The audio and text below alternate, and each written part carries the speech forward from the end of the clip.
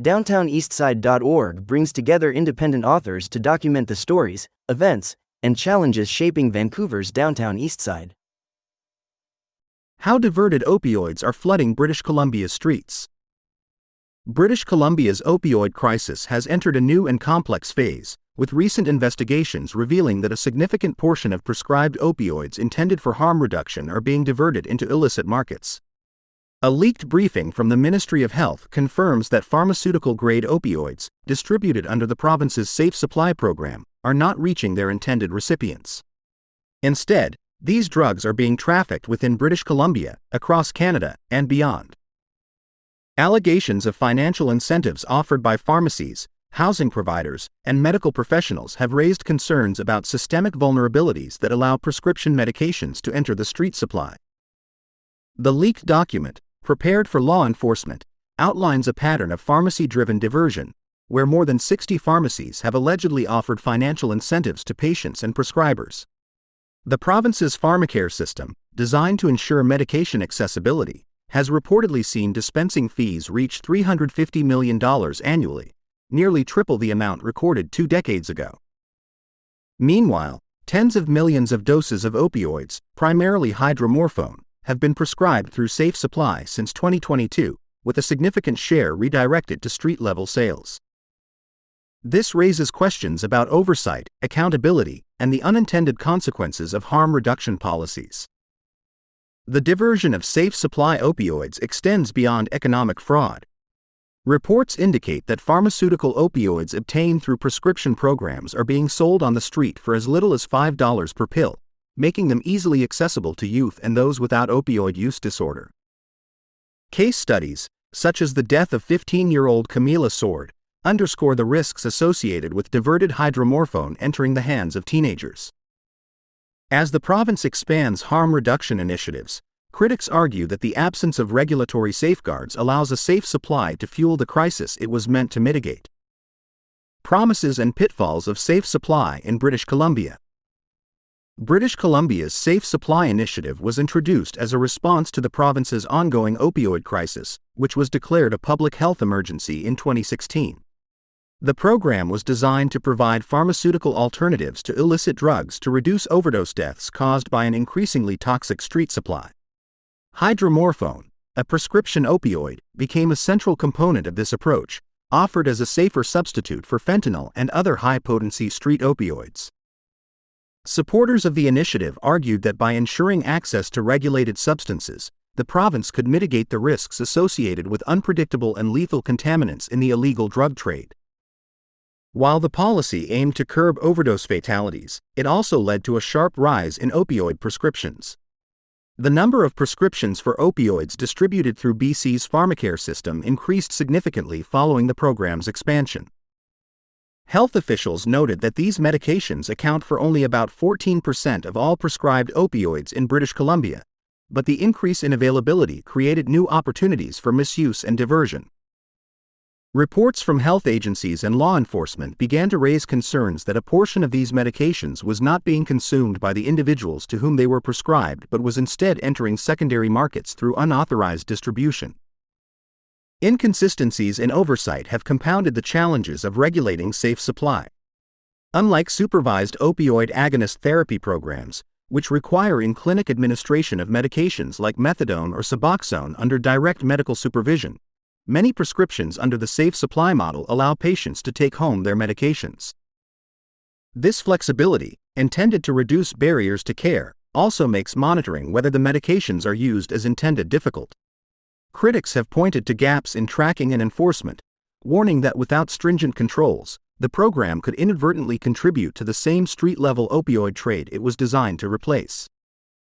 How prescription opioids are diverted from patients to the streets.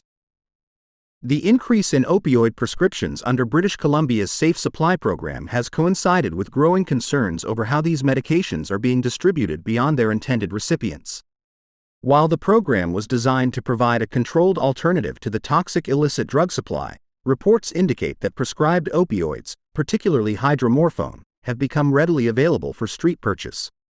Individuals enrolled in the program have been documented selling or trading their prescriptions, often using the proceeds to obtain fentanyl or other substances. The resale of safer supply medications has contributed to a shifting drug market, where pharmaceutical-grade opioids are accessible for significantly lower prices than unregulated alternatives. Law enforcement and addiction experts have identified multiple points in the distribution chain where diversion occurs. Some pharmacies have allegedly played a direct role by offering incentives to patients and healthcare providers, encouraging the selection of specific locations for dispensing prescriptions. Regulatory reports suggest that financial incentives for opioid prescriptions are more widespread than publicly acknowledged, prompting scrutiny of pharmacy oversight. Community housing providers have also been implicated, with reports that certain staff members direct residents to specific pharmacies in exchange for monetary benefits. These practices allow high volumes of opioids to circulate beyond their prescribed use, undermining the program's intended safeguards. The diversion of prescription opioids has reshaped the landscape of illicit drug use, creating a secondary market that operates in parallel with the province's harm reduction efforts. As pharmaceutical opioids circulate beyond their intended recipients, they are altering supply chains and shifting drug consumption patterns, raising concerns about whether the safer supply is being co-opted into the same underground economy it was meant to disrupt. The extent to which these medications have integrated into street markets suggests that diversion is not an isolated occurrence but a structural flaw in the program's design, one that continues to evolve in ways policymakers have yet to grasp fully. The hidden costs of diversion. The diversion of safer supply opioids has reshaped the illicit drug market in ways that neither policymakers nor harm reduction advocates fully anticipated. Hydromorphone, once considered a controlled prescription medication, is now widely available at low prices on the street, changing consumption patterns among people who use drugs.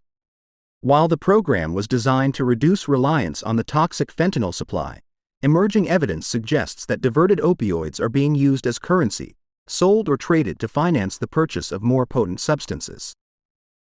This raises difficult questions about whether the safer supply is effectively addressing opioid dependency or unintentionally reinforcing patterns of substance use. Some proponents argue that diversion itself is a form of harm reduction, that any pharmaceutical-grade opioid is preferable to illicit fentanyl. By this logic, even if safer supply drugs reach unintended users, they are still reducing the likelihood of fatal overdoses. However, this perspective assumes that diverted medications serve as an adequate replacement for street fentanyl rather than a supplement to existing substance use.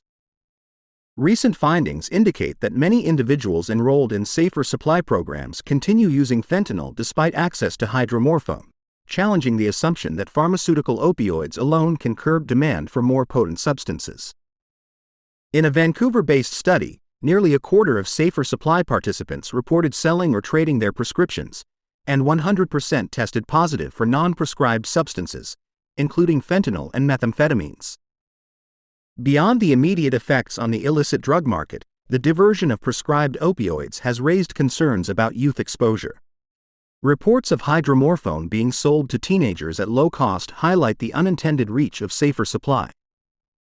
The case of 15-year-old Camila Sword, who died after consuming diverted hydromorphone, underscores the risks of prescription opioids entering broader circulation. While harm reduction advocates emphasize that safe supply has prevented overdose deaths among high-risk populations, the unintended consequences, including increased availability of opioids among non-users, suggest the need for stronger oversight and targeted interventions. Without changes to prescription monitoring and program administration, safer supply may continue to fuel new patterns of opioid misuse rather than functioning solely as a protective measure against toxic drug fatalities. The gaps in oversight and accountability. British Columbia's Safe Supply Program operates within a fragmented regulatory system, where responsibility for oversight is divided between the Ministry of Health, the College of Pharmacists, and federal health agencies. While safeguards exist for prescription drugs under Canada's Controlled Drugs and Substances Act, monitoring at the dispensing level remains inconsistent, creating opportunities for diversion. The reliance on PharmaNet, a system primarily designed for billing rather than preventing misuse, has limited effectiveness in tracking real-time prescription activity, making it difficult to detect irregularities as they occur. One of the most glaring regulatory failures involves dispensing oversight within pharmacies themselves. While medical professionals are subject to strict prescription guidelines, the BC College of Pharmacists has limited capacity to enforce compliance at the dispensing level. The case of a Vancouver pharmacist who dispensed more than 28,000 naloxone doses to a single individual highlights how large-scale medication misallocation can occur without immediate detection. This incident raises concerns about whether similar loopholes exist in the distribution of safe supply opioids, where high-volume prescriptions can pass through the system without triggering immediate audits. The absence of a real-time alert system for excessive dispensing leaves health officials relying on retrospective investigations rather than proactive enforcement. In contrast to BC's reactive approach, other jurisdictions have implemented stricter prescription monitoring programs to curb opioid diversion. Alberta's real-time monitoring system flags irregular transactions immediately, allowing regulators to intervene before large volumes of medication reach unauthorized recipients. The United States, through the Drug Enforcement Administration, actively investigates and prosecutes cases of prescription opioid diversion, operating a centralized enforcement model that BC lacks. Without stronger auditing mechanisms and timely intervention, diverted opioids will continue to circulate beyond their intended use, undermining both the harm reduction goals of safe supply and the integrity of the prescription drug system. Can safe supply be fixed? At the core of the debate is the question of whether diversion is a policy failure or an inevitable outcome of any large-scale opioid distribution program. Advocates of harm reduction argue that diverted opioids, even when misused, are still preferable to illicit fentanyl, which is responsible for the majority of overdose deaths. In this view, diversion is not a failure but rather a sign of unmet needs within the system, a symptom of addiction-driven economic realities, where individuals trade prescribed drugs to access substances that better manage withdrawal or provide a stronger high.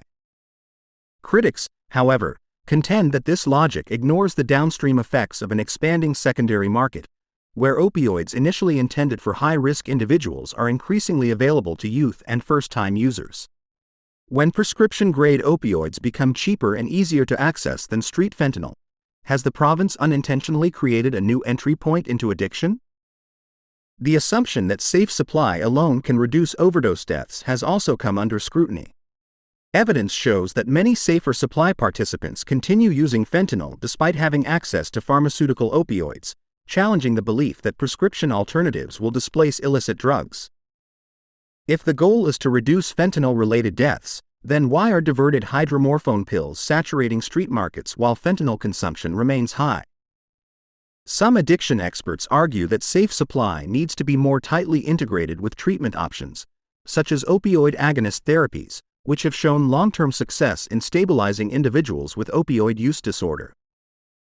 Others propose that prescription monitoring must be dramatically strengthened, preventing large-scale diversion without restricting legitimate access. The diversion of prescribed opioids in British Columbia is forcing an urgent reassessment of the province's harm reduction strategy. The future of safe supply will depend on whether policymakers are willing to confront these contradictions head-on. If diversion continues to outpace the intended harm reduction benefits, the program risks losing public trust and further entrenching the very crisis it set out to solve. Addressing these gaps requires a shift from viewing safer supply as a standalone solution to treating it as one component of a broader, more structured response, one that prioritizes oversight, long-term recovery pathways, and a recognition that reducing overdose deaths is not the same as reducing addiction itself.